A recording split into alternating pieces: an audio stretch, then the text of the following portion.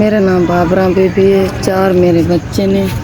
खावंद मेरे को दिमाग का मसला है। 4 मेरे बच्चे निक्के निक्के किसी दे ताई पनाह तिरांदे पे हैं ते घर साढ़ा आज 8-10 दिन हो गए, आटा भी नहीं है, घर साढ़े कुछ भी नहीं है, बच्चों को खवाना है। मेरे बच्चों को कल्ले कल्ले हो के तुसीं पुछ लवो, तुसीं कुछ भी नहीं इन्होंने खाता।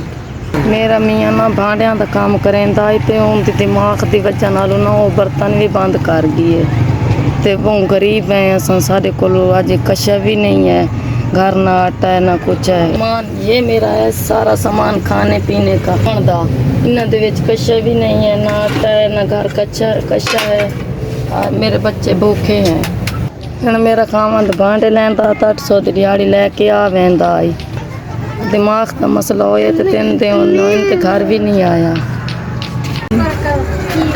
3000 है, साढ़े वाले 3000 मिले सदके दा, मैं वसूल कर ली। अल्लाह ताला तुहानू खुश रखे, अल्लाह ताला तुहाडे हाथ दा दित्ता कबूल। बच्चों को रोटी खवावांगी, मामा देवांगी। तुहाडी बड़ी मेहरबानी। अगले 3000 मिल गया। अल्लाह पाक तुहानू खुश रखे।